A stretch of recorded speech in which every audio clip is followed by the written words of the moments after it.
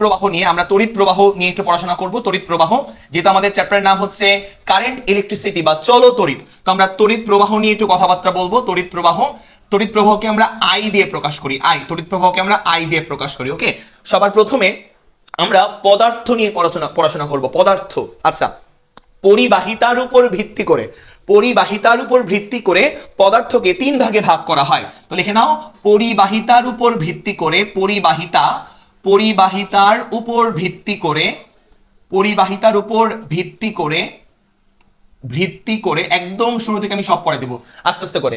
পরিবাহিতার উপর ভিত্তি করে পদার্থকে তিন ভাগে ভাগ করা হয়। পদার্থকে তিন ভাগে ভাগ করা যায়।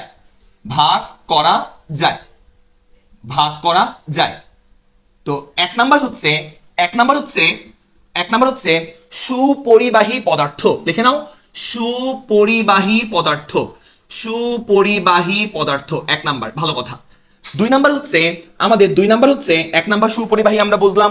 দুই নাম্বার হচ্ছে আমাদের অর্ধ পরিবাহী পদার্থ। লিখে নাও, অর্ধ পরিবাহী পদার্থ দুই নাম্বার। ওকে, তিন নাম্বার হচ্ছে আমাদের কুপরিবাহী পদার্থ।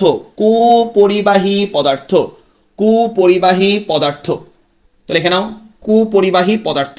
আচ্ছা, তো এবার তো আমরা দেখি সুপরিবাহী পদার্থ কাকে বলে। সুপরিবাহী, অর্ধপরিবাহী, আর কি বলতো, কুপরিবাহী। আচ্ছা, তো সুপরিবাহী মানে কি, নাম শুনেই বুঝতে পারতেছো, যে সকল পদার্থের মধ্য দিয়ে তড়িৎ প্রবাহ স্বতঃস্ফূর্তভাবে চলাচল করতে পারে, যে সকল পদার্থের মধ্য দিয়ে ইলেকট্রিসিটি বা তড়িৎ প্রবাহ খুব সুন্দর মতন করে চলাচল করতে পারে, সেই ধরনের পদার্থকে আমরা বলি হচ্ছে সুপরিবাহী পদার্থ। রাইট, খুবই সহজ ছিল এই জিনিসটা, খুবই সহজ ছিল। সুপরিবাহী পদার্থের এক্সাম্পল হিসেবে আমরা কি করতে পারি? এক্সাম্পল হিসেবে আমরা কপারের তার, অ্যালুমিনিয়াম হতে পারে, অ্যালুমিনিয়াম সুপরিবাহী পদার্থ, অ্যালুমিনিয়াম ইত্যাদি ইত্যাদি, কপারের তার, অ্যালুমিনিয়ামের তার ইত্যাদি ইত্যাদি, এগুলো হচ্ছে সুপরিবাহী পদার্থ, যে সকল পদার্থের মধ্যে দিয়ে খুব সহজেই কারেন্ট ফ্লো করতে পারে বা ইলেকট্রিসিটি ফ্লো করতে পারে, সে সকল পদার্থকে আমরা বলি হচ্ছে সুপরিবাহী। বুঝা গেল? এবার একটু কুপরিবাহীটা একটু পড়ি। কুপরিবাহী কাকে বলে? কুপরিবাহী হচ্ছে যে সকল পদার্থের মধ্য দিয়ে কি বিদ্যুৎ পরিবহন করতে পারেই না, তড়িৎ পরিবহন করতে একেবারেই পারে না, যে সকল পদার্থের মধ্য দিয়ে, সে সকল পদার্থকে আমরা বলি হচ্ছে কুপরিবাহী পদার্থ। কুপরিবাহী পদার্থের এক্সাম্পল হিসেবে কি কি হতে পারে? এক্সাম্পল হতে পারে কাগজের মধ্য দিয়ে কোনো কারেন্ট ফ্লো হয় না, কাগজ হতে পারে। তারপর হতে পারে কাচের টুকরার মধ্য দিয়ে কোনো তড়িৎ প্রবাহিত হয় না, গ্লাস হতে পারে, গ্লাস বা কাচ, এগুলো হচ্ছে আমাদের কুপরিবাহী পদার্থ, যে সকল পদার্থের মধ্য দিয়ে কোনো প্রকার বিদ্যুৎ পরিবহন হয় না। বোঝা গেল?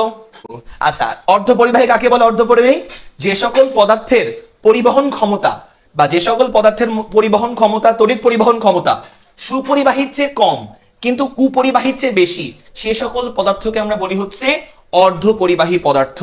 কি? যে সকল পদার্থের মধ্য দিয়ে তড়িৎ প্রবাহ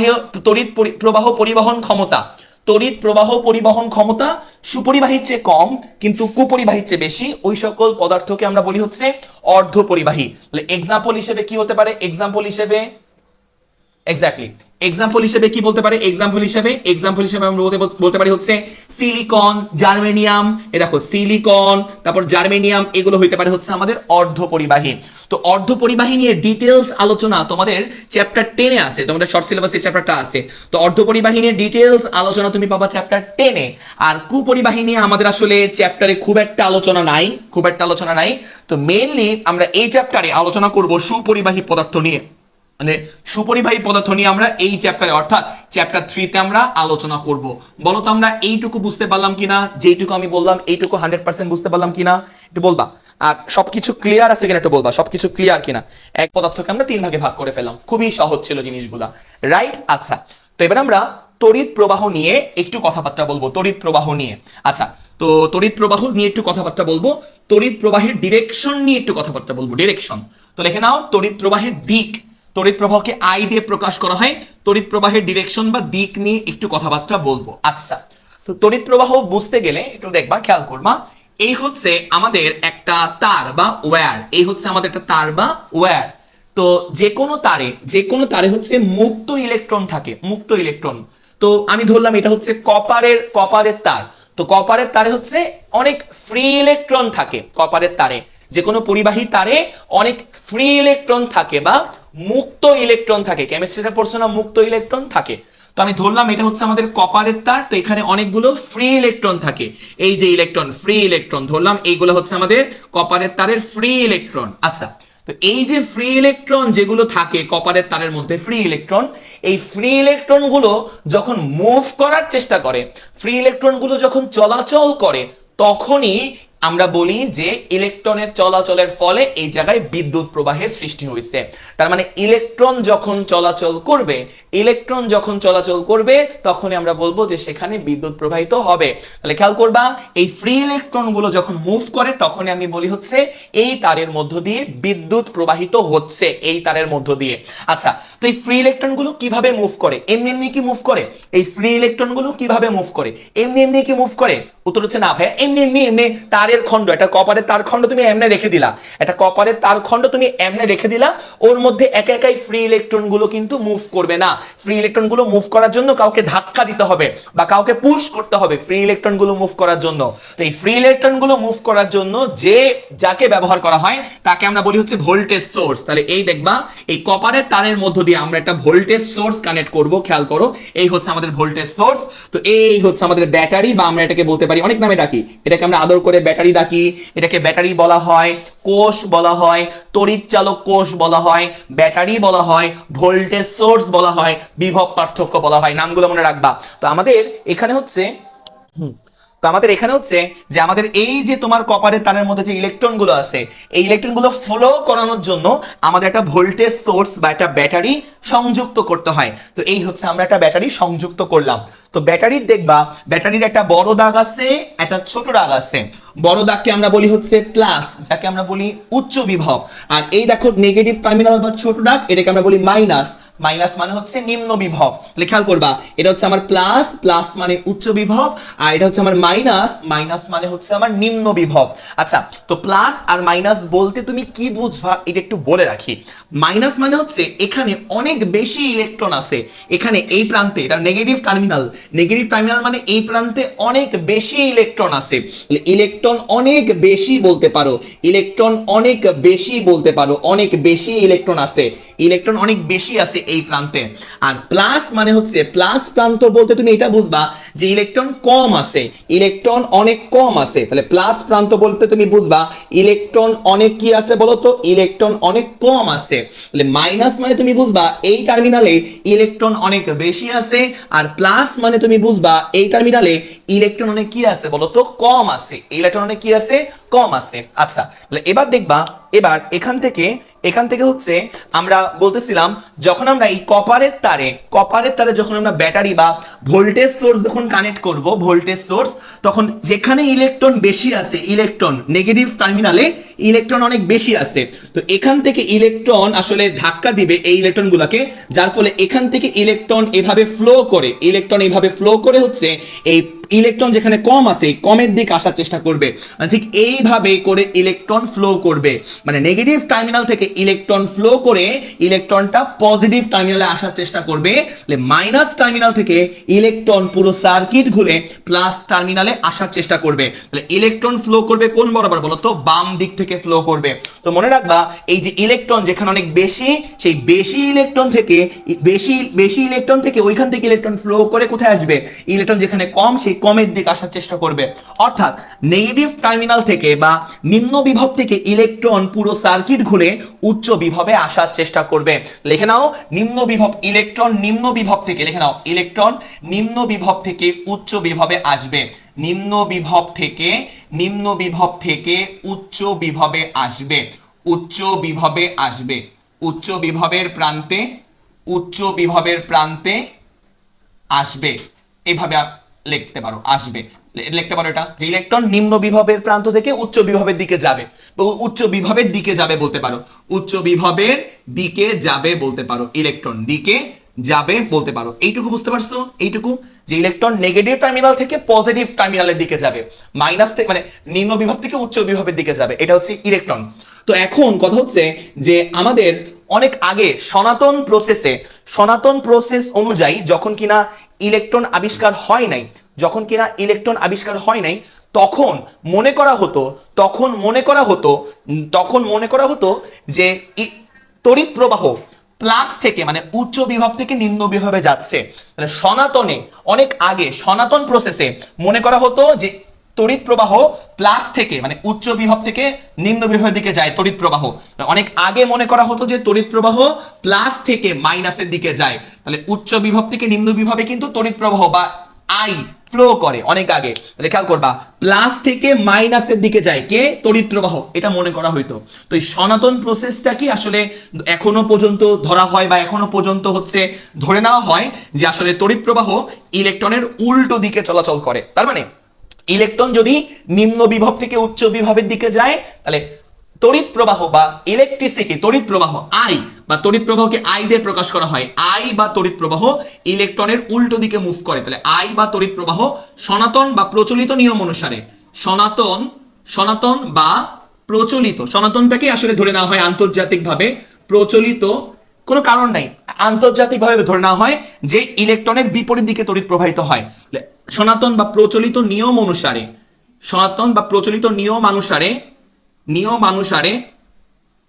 উচ্চ বিভব হতে নিম্ন বিভবে গমন করে। বলো এইটুকু বুঝতে পারছি কিনা? তাহলে ইলেকট্রন নেগেটিভ টার্মিনাল থেকে পজিটিভ টার্মিনালের দিকে যায়, এইটুকু মনে রাখলে হবে। আর তড়িৎ প্রবাহ তার উল্টো, মানে হচ্ছে প্লাস থেকে মাইনাসের দিকে তড়িৎ প্রবাহ ফ্লো করে। বলো এইটুকু বুঝতে পারছি কিনা? বলো। ওকে, তো জাস্ট এইটুকু মনে রাখবা। ওকে, তো এবার দেখবা, তো আমরা এখন তড়িৎ প্রবাহের মান বা আই এর ভ্যালুটা কত মান নিয়ে একটু কথা বলতে চাই।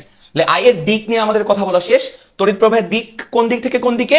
প্লাস থেকে মাইনাসের দিকে বা উচ্চ বিভব থেকে নিম্ন বিভবের দিকে।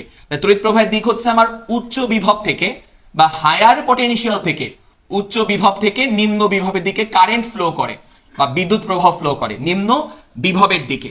ঠিক আছে, বিভবের দিকে। এটা নিয়ে কোনো প্রশ্ন রাখার কোনো কারণ নেই, কারণ হচ্ছে আন্তর্জাতিকভাবে স্বীকৃত বিভবের দিকে ফ্লো করে। ঠিক আছে, দিকে। আচ্ছা, এবার আমরা মান নিয়ে একটু কথা বলবো, তড়িৎ প্রবাহের ভ্যালু বা মান। তড়িৎ প্রবাহ কাকে বলে? একক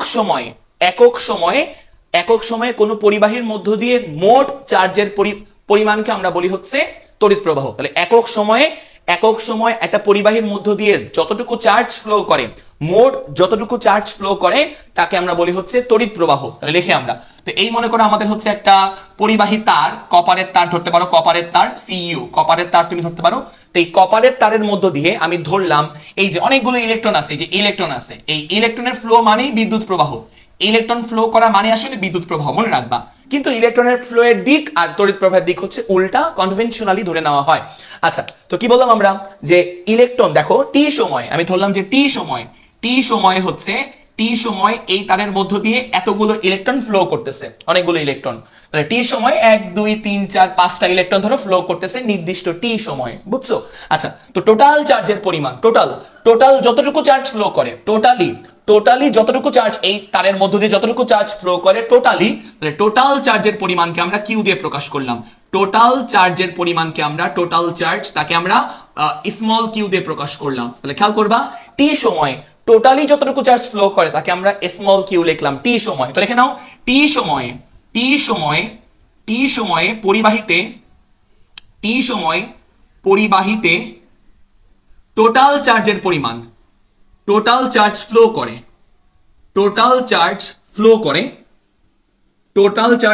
করে কতটুকু বলো তো?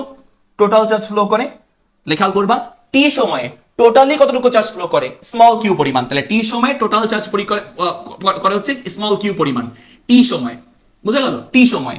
তাহলে অতএব একক সময় মানে এক, তাহলে অতএব একক সময়ে পরিবাহিতে টোটাল যতটুকু চার্জ ফ্লো করে সেটা হচ্ছে আমার কত হবে? কিউ বাই টি পরিমাণ। তাহলে একক সময়ে যতটুকু চার্জ ফ্লো করা হয় তাকে বলা হয় তড়িৎ প্রবাহ। একক সময়ে যতটুকু চার্জ ফ্লো করে তাকে আমরা বলি যে একক সময়ে কতটুকু চার্জ ফ্লো করে? কিউ বাই টি পরিমাণ। তো এইটাকে বলা হয় তড়িৎ প্রবাহ। তো কিউ বাই টি কে বলা হয় তড়িৎ প্রবাহ। লিখে নাও, তড়িৎ প্রবাহ। এই কিউ বাই টি কে আমরা বলতে পারি তড়িৎ প্রবাহ। বুঝছো? তাহলে তড়িৎ প্রবাহ অর্থাৎ আই ইজ ইকুয়াল টু, খেয়াল করবা, আই ইজ ইকুয়াল টু হচ্ছে কিউ বাই টি লেখা যায়, কিউ বাই টি লেখা যায়, I is equal to Q by T. তাহলে কিউ হচ্ছে আমার টোটাল চার্জ, কিউ হচ্ছে আমার টোটাল চার্জ, তো কিউ বাই টি হচ্ছে আমার তড়িৎ প্রবাহ আই, এইটুকু আমরা বুঝলাম। তো টোটাল চার্জকে আবার কি লেখা যায় খেয়াল করবা, তাহলে এখানে কয়টা ইলেকট্রন আছে, 1 2 3 4 5টা ইলেকট্রন। তাহলে একটা ইলেকট্রনের চার্জকে আমরা ই দিয়ে প্রকাশ করি, একটা ইলেকট্রনের চার্জকে আমরা ই দিয়ে প্রকাশ করি, ই। তাহলে টোটাল এখানে কতগুলো ইলেকট্রন পাস করতেছে, 5টা ইলেকট্রন, 1 2 3 4 5, 5টা ইলেকট্রন। তাহলে 5টা ইলেকট্রনের চার্জ কি হবে, 5 ইন্টু ই হবে না, 5টা ইলেকট্রনের চার্জ। তাহলে এটাই তো আমার total charge, small Q, total charge 5টা ইলেকট্রনের চার্জ। তো এখানে আমি 5টা আঁকছি বলে 5টা হয়েছে, তাই না? যদি এখানে এন সংখ্যক থাকতো, তাহলে এন সংখ্যক থাকলে 5এর জায়গায় আমরা কি লিখবো, এন ই। তাহলে এন ই, তাহলে কিউ ইজ ইকুয়াল টু কি বলতো, এন ই বলতে পারি। তাহলে এন মানে হচ্ছে চার্জের সংখ্যা, যেখানে বড় হাতের এন মানে হচ্ছে চার্জের সংখ্যা, যে টোটাল কতগুলো চার্জ, চার্জের সংখ্যা, চার্জের সংখ্যা। আর এই যে ই মানে হচ্ছে ইলেকট্রনের চার্জের পরিমাণ, ই মানে, ই মানে হচ্ছে ইলেকট্রনের চার্জের পরিমাণ একটা, একটা ইলেকট্রনের চার্জের পরিমাণ হচ্ছে 1 বা চার্জের ভ্যালু হচ্ছে 1.6 10 টু দি পাওয়ার -19 কুলম। তাহলে একটা ইলেকট্রনের চার্জের ভ্যালু কত, 1.6 10 to the power -19 coulomb, minus তো চার্জের প্রকৃতি। তাহলে এখানে এন সংখ্যক চার্জ ফ্লো করতেছে, তাহলে এন সংখ্যক ইলেকট্রনের চার্জের পরিমাণ কত, এন ইনটু স্মল ই, এটা হচ্ছে আমার টোটাল চার্জ কিউ। এখানে তুমি কিউ এর জায়গায় এন ইও লিখতে পারো। তো কেউ কেউ চাইলে এখান থেকে আই ইজ ইকুয়াল টু কি করতে পারে, I is equal to N E by T লিখতে পারে। বলো এইটুকু বুঝতে পারলাম কিনা, বলো এইটুকু বুঝতে পারলাম কিনা? তো আশা করি এইটুকু বুঝলাম। তো এখান থেকে হচ্ছে আমরা আরো কিছু জিনিস দেখতে পারি। তো যদি টি মানে বড় সময়, কিউ মানে মোটামুটি অনেক বড় চার্জ, যদি অনেক ক্ষুদ্রাতি ক্ষুদ্র সময় চিন্তা করা হয়, অনেক ক্ষুদ্রাতি ক্ষুদ্র সময় কি অনেক অল্প পরিমাণ চার্জ ফ্লো করবে, অনেক ক্ষুদ্রাতি ক্ষুদ্র সময়কে আমরা টি এর পরিবর্তে লিখবো হচ্ছে ডিটি লিখবো, এটাকে আমরা অনেক ক্ষুদ্রাতি ক্ষুদ্র সময় বলি। অনেক ক্ষুদ্রাতি ক্ষুদ্র সময়ে অনেক ক্ষুদ্রাতি ক্ষুদ্র চার্জ ফ্লো করবে, তাহলে কিউ, কিউ এর জায়গায় অনেক ক্ষুদ্রাতি ক্ষুদ্র চার্জ বা ডি কিউ লিখতে পারি, ডি কিউ। তাহলে এখান থেকে আমরা লিখতে পারবো আই ইজ ইকুয়াল টু অনেক ক্ষুদ্রাতি ক্ষুদ্র সময়ের জন্য আমরা তড়িৎ প্রবাহ ভালো লিখতে পারবো, এই টি এর জায়গায় আমরা ডিটি লেখো, টি এর জায়গায় ডিটি লেখো, আর এই কিউ এর জায়গায় তুমি ডি কিউ লেখো। তো এটা হচ্ছে আমাদের ডিফারেন্সিয়াল ফর্ম, এটা হচ্ছে আমার ডিফারেন্সিয়াল ফর্মে আমি লিখলাম, ডিফারেন্সিয়াল ফর্ম ডিএফ, ডিফারেন্সিয়াল ফর্মে আমি তড়িৎ প্রবাহের ইকুয়েশনটা লিখলাম। বলো এটুকু বুঝতে পারছি কিনা? এটা ডিফারেন্সিয়াল ফর্মে লিখলাম বা ব্যবকলনীয় ফর্ম বলতে পারো, এটাকে ব্যবকলনীয় ফর্ম বলতে পারো, এটা ডিফারেন্সিয়াল ফর্ম, ব্যবকলনীয় ফর্ম, ব্যবকলীয় ফর্ম, ব্যবকলীয় ফর্ম বলতে পারো, লিখে নাও ব্যবকলীয় ফর্ম। আচ্ছা, তো আমরা এইটুকু বুঝতে পারলাম। আমি লেখা কি হয়েছে সবার? লেখা হলে আমি মুছবো, বলো লেখা হয়েছে কিনা, আগে আগে মুছবো না। আচ্ছা, লেখা হয়েছে কিনা একটু বলবা। তো এরপরে আরেকটা ব্যাপার আমরা একটু বলবো, আরেকটা ব্যাপার সেটা হচ্ছে আমরা, এটা হচ্ছে আমাদের তড়িৎ প্রবাহের মানের ফর্মুলা, মান, তড়িৎ প্রবাহের মানের ফর্মুলা আমরা দেখলাম, মানের ফর্মুলা। আর তড়িৎ প্রবাহের দিকের সিস্টেমও আমরা জানলাম, উচ্চ বিভব থেকে নিম্ন বিভবের দিকে কারেন্ট ফ্লো করে। তাহলে তড়িৎ প্রবাহের মানও দেখলাম, আবার এখানে দিকও দেখলাম। তো আমারে তুমি একটু বলবা যে তড়িৎ প্রবাহ কি রাশি, স্কেলার রাশি নাকি ভেক্টর রাশি? কমেন্টে জানাও। তড়িৎ প্রবাহ কি রাশি, স্কেলার রাশি নাকি ভেক্টর রাশি? কমেন্টে জানাও দ্রুত। তো এটা লিখে নাও, এটা হচ্ছে যে আমাদের তড়িৎ প্রবাহ হচ্ছে স্কেলার রাশি। লেখেন। এখন কথা হচ্ছে যে কেন যার দিক আছে সেই কি তোমার মানে ভেক্টর রাশি, মানে যার দিক আছে সেই কি ভেক্টর রাশি? বলো তো, যার দিক আছে না, যার দিক আছে সেই ভেক্টর রাশি না, মোটেও না। যার দিক আছে সেই কি ভেক্টর রাশি? মোটেও না, মোটেও না। তো খেয়াল করবা, খেয়াল করবা, আমাকে বলে দিই, বলে দিই, মন দিয়ে শুনবা, মন দিয়ে, একদম মন দিয়ে শুনবা। হ্যাঁ, তো একদম মন দিয়ে শুনবা। তো দেখো, মনে করো এই হচ্ছে আমাদের একটা বস্তু, এই হচ্ছে আমাদের একটা বস্তু, তাই তো? এই বস্তুর উপরে মনে করো এই বরাবর একটা বল প্রয়োগ করা হচ্ছে পি, সেটা হচ্ছে মনে করো 10 নিউটন বল প্রয়োগ করা হচ্ছে পি। আর ধরো এই বরাবর আর একটা বল প্রয়োগ করা হচ্ছে ধরো কিউ, এটা মনে করো 5 নিউটন, 5 নিউটন। ওকে, আর এদের মধ্যবর্তী অ্যাঙ্গেল সে ফর এক্সাম্পল হচ্ছে আমাদের মধ্যবর্তী অ্যাঙ্গেল 45 ডিগ্রি হলে আমরা পি এবং কিউ এর কি বের করতে পারি? লব্ধি বের করতে পারি, মানে ভেক্টর যোগ, লব্ধি মানে ভেক্টর যোগ। ওকে, আচ্ছা, তাহলে আমরা অবশ্যই লব্ধি বের করতে পারি, পি এবং কিউ এর লব্ধি। তো আমরা জানি পি এবং কিউ এর লব্ধি হবে মাঝ বরাবর, এইটুকু তো জানা উচিত না? পি এবং কিউ এর লব্ধি, লব্ধি হচ্ছে আমাদের আর1 ধরলাম, লব্ধি হচ্ছে আমার আর1 ধরলাম, আর1 লব্ধি ধরলাম, এবং আর1 লব্ধির মান কেমনে বের করে? R square is equal to P square plus Q square plus 2pq cos alpha, 2pq cos alpha, যেখানে আলফার ভ্যালু হচ্ছে আমাদের 45 ডিগ্রি। তাহলে এখান থেকে আমরা খুব সহজেই কি বের করতে পারবো বলতো ভাইরা? এই যে আর1 এর ভ্যালুটা আমরা বের করতে পারবো, আর1 সামথিং নিউটন আমরা বের করতে পারবো, আর1 এর ভ্যালু। বুঝতে পারলো ব্যাপারটা? আচ্ছা, যদি এমন হয় যে না এটা এমন না, এই যে বস্তুটা এই বস্তুর উপরে, হ্যাঁ ঠিক আছে ভাইয়া তুমি বলতেছো যে এখানে পি ডান দিকে 10 নিউটন কাজ করে, সমস্যা নেই, পি এখনো ডান দিকে কাজ করতেছে ভাইয়া, এই দেখেন এই যে পি ইকুয়াল টু 10 নিউটন এখনো ডান দিকে কাজ করে। তারপরে দেখো এখানে 5 নিউটন, এখন আমি এই বস্তুর উপরে 5 নিউটন বল প্রয়োগ করব, এই বরাবর মনে করে আমরা Q is equal to 5 newton বল প্রয়োগ করলাম, 5 নিউটন বল প্রয়োগ করলাম এখনো, কিন্তু আমি অ্যাঙ্গেলটা কমাই দিলাম, মনে করো এটা 10 নিউটন এটা 5 নিউটন, বুঝছো?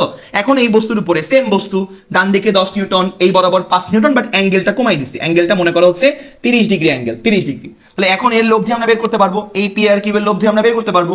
এই পি আর কিউ এর লব্ধি ধরলাম মনে করো এই বরাবর গেল মাঝ বরাবর, এটাকে আমি ধরলাম আর অফ 2, তো আর অফ 2 আমরা বের করতে পারবো, তো আর অফ 2 আমরা বের করতে পারবো। তাহলে আর 2 স্কয়ার ইকুয়াল টু কি হবে বলো তো, 10 square plus P square plus Q square plus 2 P Q cos কত হবে বলো তো, cos 30 ডিগ্রি হবে না, cos 30 ডিগ্রি। তাহলে এখান থেকে আমরা আর 2 এর মান বের করতে পারবো, আর 2 এর মান আমরা কি করতে পারবো, আর 2 এর মান আমরা বের করতে পারবো, রাইট? কিন্তু কথা হচ্ছে এখানে আর1 এর মান যা আসবে এখানে আর2 এর মান কিন্তু হুবহু তা আসবে না, চেঞ্জ আসবে, অবশ্যই চেঞ্জ আসবে। হ্যাঁ ঠিক আছে দুইটা বলের মান তুমি সেম রাখছো, বাট অ্যাঙ্গেল চেঞ্জ করার কারণে কিন্তু লব্ধিটা চেঞ্জ হয়ে যাবে, আমরা এটা সবাই জানি। এইটুকু না জেনে আমরা ইন্টারমিডিয়েট মানে উঠি নাই আসলে অ্যাটলিস্ট। খেয়াল করবা এই 10 আর 5 এর লব্ধি আর2, এখন যদি মধ্যবর্তী কোণ 30 ডিগ্রি করে ফেলে 30 ডিগ্রি, এরও লব্ধির একটা মান পাবো, লব্ধির মান আমি যা পাবো এর লব্ধি কিন্তু হুবহু তা পাবো না, মানে এখানে কিন্তু আর1 ইজ নট ইকুয়াল টু আর2 হবে, মানে আর1 এবং আর2 এর মান আলাদা হবে। দেখো লব্ধির মানগুলো চেঞ্জ হচ্ছে, লব্ধির মানগুলো চেঞ্জ হচ্ছে মানে অ্যাঙ্গেলের উপর ডিপেন্ড করতেছে। অ্যাঙ্গেল মানে দিক, ভেক্টরের ক্ষেত্রে অ্যাঙ্গেল মানে দিক, দিক চেঞ্জ হচ্ছে, কি বল দিক চেঞ্জ হচ্ছে মানে লব্ধির মানগুলো আসলে চেঞ্জ হচ্ছে, তাহলে লব্ধির মানগুলো ডিপেন্ড করতেছে আসলে অ্যাকচুয়ালি অ্যাঙ্গেলের উপরে। বাট খেয়াল করে দেখবা যে আমাদের তড়িৎ প্রবাহ, দেখো মনে করো এই একটা তার, ধরো এই তারের মধ্য দিয়ে 5 অ্যাম্পিয়ার কারেন্ট ফ্লো হচ্ছে, 5 অ্যাম্পিয়ার কারেন্ট ফ্লো হচ্ছে, এই তার 5 অ্যাম্পিয়ার কারেন্ট ফ্লো হচ্ছে। তুমি এই তারটাকে মনে করো 60 ডিগ্রি কোণে বাঁকাই দিলা, এই তারটাকে মনে করো 120 ডিগ্রি কোণে বাঁকাই দিলা, 120 ডিগ্রি কোণ। তো এই তারটাকে সেম তারকে তুমি যদি 120 ডিগ্রি কোণে বাঁকাই দাও তখনও 5 অ্যাম্পিয়ার কারেন্ট ফ্লো করবে, এখানেও কিন্তু 5 অ্যাম্পিয়ার কারেন্ট ফ্লো করবে, এখানেও কিন্তু 5 অ্যাম্পিয়ার কারেন্ট ফ্লো করবে। আবার তুমি যদি 30 ডিগ্রি কোণেও তুমি যদি আরো বেশি কোণে বাঁকাই দাও, আরো বেশি কোণে তুমি যদি আরো বেশি কোণে বাঁকাই দাও 140 ডিগ্রি কোণও যদি তুমি বাঁকাই দাও, তাহলে এর মধ্য দিয়ে 5 অ্যাম্পিয়ার কারেন্ট ফ্লো করলে এর মধ্যে দিয়েও কিন্তু 5 অ্যাম্পিয়ার কারেন্টই ফ্লো করবে। ব্যাপারটা বোঝা গেছে? ব্যাপারটা কি বোঝা গেছে? ব্যাপারটা এইটুকু কি বুঝছো? আরো ভালো করে আমি বুঝাই দিই, আরো ভালো করে বুঝাই দিই, খেয়াল করবা। লব্ধি মানে তো ভেক্টর যোগ, এটা তো সবাই জানি, লব্ধি মানে ভেক্টর যোগ। তো আরো ভালো করে যদি বুঝাই আমরা, খেয়াল করো, এই মনে করো আমাদের দুইটা তার এসে এই পয়েন্টে মিলিত হচ্ছে, এখানে মনে করো আমাদের আরেকটা তার। তো খেয়াল করবা পানির ফ্লোর মতন চিন্তা করবা, এই তার দিয়ে মনে করো এখান দিয়ে মনে করো 5 অ্যাম্পিয়ার কারেন্ট যাচ্ছে, এখান দিয়ে 5 অ্যাম্পিয়ার কারেন্ট যাচ্ছে, আবার এই বরাবর মনে করো হচ্ছে 3 অ্যাম্পিয়ার কারেন্ট যাচ্ছে, এই বরাবর মনে করো 3 অ্যাম্পিয়ার কারেন্ট যাচ্ছে। এই 5 অ্যাম্পিয়ার আর 3 অ্যাম্পিয়ার এই পয়েন্টে মিলেমিশে একাকার হয়ে কত অ্যাম্পিয়ার হিসেবে বের হবে বলতো? 5 অ্যাম্পিয়ার এই বরাবর আসলো, 3 অ্যাম্পিয়ার এই বরাবর আসলো, তো 5 আর 3 এই পয়েন্টে মিলেমিশে একাকার হয়ে কত অ্যাম্পিয়ার হিসেবে বের হবে? 5 6 7 8 অ্যাম্পিয়ার হিসেবেই কিন্তু বের হবে, 8 অ্যাম্পিয়ার হিসেবেই কিন্তু বের হবে। মনে করো এই অ্যাঙ্গেলটা হচ্ছে মনে করো হচ্ছে 30 ডিগ্রি, এই অ্যাঙ্গেলটা মনে করো 30 ডিগ্রি। এখন আমরা চেঞ্জ করে দিই, এই তারটা আরো ফাঁকা করে দিই, এই তারের দুই প্রান্ত আরো বড় করে দিই। তাহলে খেয়াল করবা এরকম বড় করে দিলাম, এই দেখো বড় করে দিলাম, এই দেখো আরো বড় করে দিলাম, এই তারের মধ্যবর্তী অ্যাঙ্গেল আরো বড় করে দিলাম, আগে ছিল 30 ডিগ্রি এখন অ্যাঙ্গেল আরো বাড়াই দিলাম। তো মনে করো এখন এই অ্যাঙ্গেলটা হচ্ছে 45 degree, say for example 45 degree তার, এগুলো হচ্ছে ওয়্যার তার। তো এখন মনে করো এই তারের মধ্য দিয়ে 3 অ্যাম্পিয়ার কারেন্ট ফ্লো হচ্ছে, এই তারের মধ্য দিয়ে, আবার এই তারের মধ্য দিয়ে মনে করো 5 অ্যাম্পিয়ার কারেন্ট ফ্লো হচ্ছে, 5 অ্যাম্পিয়ার। 3 আর 5 এই পয়েন্টে মিলে কত হয়ে বের হবে? 8, মানে নিশ্চয়ই 8 হয়েই বের হবে। 3 অ্যাম্পিয়ার 5 অ্যাম্পিয়ার কারেন্ট আসতেছে, এই পয়েন্টে যখন তারা মিলিত হবে, এখান দিয়ে 5 অ্যাম্পিয়ার আসলো এখানে আসলো, এখান দিয়ে 3 অ্যাম্পিয়ার আসলো এখানে আসলো, 3 আর 5 মিলে যখন এই পয়েন্ট দিয়ে যখন বের হবে কত অ্যাম্পিয়ার হয়ে বের হবে? 8 অ্যাম্পিয়ার হয়ে কিন্তু বের হবে। অ্যাঙ্গেল চেঞ্জ করার কারণে কিন্তু আমার এই যে রেজাল্টটার কিন্তু কোনো চেঞ্জ হয় না, এটাকে বলতেছে আমরা রেজাল্ট। এই 3 আর 5 এর রেজাল্ট কত? 8। এই 3 আর 5 মিলেমিশে একাকার হয়ে কত হয়ে বের হইছে? 8 হয়ে বের হইছে। 3 আর 5 মিলেমিশে একাকার হয়ে এই পয়েন্ট থেকে কত হয়ে বের হইছে? 8 হয়ে বের হইছে। তাহলে কত হচ্ছে? এগুলো তার, এগুলো হচ্ছে ওয়্যার, এগুলো হচ্ছে ওয়্যার। অ্যাঙ্গেলের উপর কিন্তু আমার এই রেজাল্টটা ডিপেন্ড করতেছে না, বাট আমার এই ক্ষেত্রে রেজাল্টটা কিন্তু অ্যাঙ্গেলের উপর ডিপেন্ড করতেছে। তাই জন্য বল কিন্তু অ্যাঙ্গেলের উপর ডিপেন্ড করে, তাই জন্য বল হচ্ছে আমার ভেক্টর রাশি, কি রাশি? ভেক্টর রাশি বল। বা তড়িৎ প্রবাহ বা ইলেকট্রিসিটি, তড়িৎ প্রবাহ কি রাশি বলতো? স্কেলার রাশি। বলো বুঝতে পারছি কিনা? কেউ কোনো বন্ধু যদি বলে এভাবে উত্তর দিয়ে দিবা, ঠিক আছে? কেন স্কেলার? কারণ তড়িৎ প্রবাহ লব্ধির নিয়ম মানে না। তড়িৎ প্রবাহ কি মানে না? লব্ধির নিয়ম মানে না। লব্ধির নিয়ম হচ্ছে অ্যাঙ্গেল চেঞ্জ হলে লব্ধির ভ্যালু চেঞ্জ হয়। তড়িৎ প্রবাহ কেন স্কেলার? কারণ লব্ধির নিয়ম মানে না। লিখে নাও, লব্ধির নিয়ম মানে না। বলো বুঝতে পারছি কিনা, একদম 100% ক্লিয়ার হয়েছে কিনা, 100% বলো। আমার অভিজ্ঞতা আছে, অনেকে কি ভাই এগুলো বুঝে না ভাই, কি ভাই লব্ধির নিয়ম মানে না কি ভাই, লব্ধির নিয়ম মানে আবার কি ভাই, দিক আছে মান আছে তাও কেন কন, মানে অনেকে তাও আছে না ঘাটতারা কিছু বলাপান, ভাই কি দিক আছে মান আছে তাও কেন হচ্ছে কেন, তাও কেন ভেক্টর না, আর কি লব্ধি মব্ধি কি বুঝালেন, এগুলো কি লেখা আছে নাকি বইয়ে, কি লেখা আছে নাকি যে কি লব্ধির নিয়ম মানলে সেই ভেক্টর রাশি হইতে হবে, লেখা আছে নাকি বইয়ে? তাদের জন্য এটা, অনেকে আছে তাও মনে করো মানতে চায় না, অনেক আছে তাও ভাই বুঝি নাই কি ভাই অ্যাঙ্গেল ট্যাঙ্গেল বুঝি নাই, তো অনেক আছে এরকম। তো দেখো তো তাদের জন্য, তাদের জন্য আটটা ব্যাখ্যা, তাদের জন্য ঠিক আছে, এক্সপেরিয়েন্স এটা আসলে বুঝছো, এক্সপেরিয়েন্স, তাদের জন্য আটটা ব্যাখ্যা, খুব সহজ সিম্পল ব্যাখ্যা, খুব সহজ, এত পেছানো লাগবে না, খুব সহজ সিম্পল ব্যাখ্যা। আই ইজ ইকুয়াল টু কি বলতো, আই ইজ ইকুয়াল টু ভাই তাদের জন্য ভাই বুঝি নাই টুঝি নাই কি ভাই অ্যাঙ্গেল ট্যাঙ্গেল বুঝি নাই, তো আই ইজ ইকুয়াল টু কি বলতো Q by T, I is equal to Q by T. Okay, I কি রাশি বলতেছি আমরা, স্কেলার রাশি, তারপর তাহলে প্রশ্ন করা হয় এরকম, কিউ মানে কি ভাইয়া চার্জ, চার্জ কি রাশি, চার্জের কি দিক আছে না, চার্জের দিক নাই, মনে করো যে 20 কুলম চার্জ পশ্চিম দিকে বলি আমরা, বলি না, চার্জ কি রাশি, চার্জ হচ্ছে স্কেলার রাশি, চার্জ স্কেলার রাশি। টি মানে টাইম, টি মানে টাইম বা সময়, সময় কি রাশি 20 সেকেন্ড পূর্ব দিকে বলি না, সময় স্কেলার রাশি, খেয়াল করো ভাই, চার্জ স্কেলার রাশি, সময় স্কেলার রাশি, দুইটা স্কেলার রাশিকে ভাগ করলে কি জীবনে ভেক্টর পাওয়া যায়? হতে হচ্ছে না, এবার বিশ্বাস করছি ভাই, তাহলে অবশ্যই আই কি রাশি বলতো, আই হচ্ছে স্কেলার রাশি, ঠিক আছে, এই হচ্ছে কথা। জিনিস দেখি আমরা কিছু জিনিস খেয়াল করবা। তো আমরা একটু আগে দেখলাম যে আই ইজ ইকুয়াল টু কি বলতো, Q by T, Q by T, ভালো কথা, কিউ বাই টি।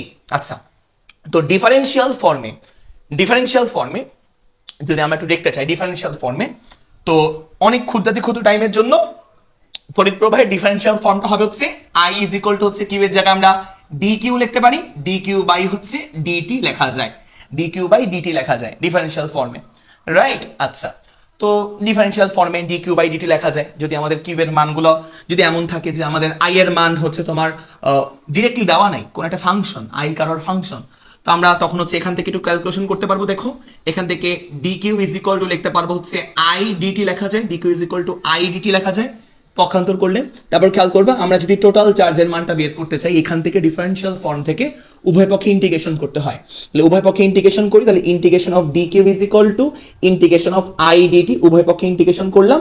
তো ইন্টিগ্রেশন অফ ডি কিউ মানে কি আমরা জানি, ইন্টিগ্রেশন অফ ডিএক্স মানে হচ্ছে এক্স, ইন্টিগ্রেশন অফ ডিওয়াই মানে হচ্ছে ওয়াই, ইন্টিগ্রেশন অফ ডিএফ মানে হচ্ছে F, integration of D Q মানে হচ্ছে Q, Q is equal to integration of I DT লেখা যায়। তো এই টার্মটাও মনে রাখো, অ্যাডমিশনে আসতে পারে এই টার্মটা, তো মনে রাখো। তো একটা ম্যাথ প্রবলেম করি আমরা দ্রুত, নাই মানে আই হচ্ছে পরিবর্তিত ফাংশন টি এর, I is a function of T, that's why আমরা এখানে হচ্ছে ডিফারেন্সিয়াল ফর্মটা ইউজ করব।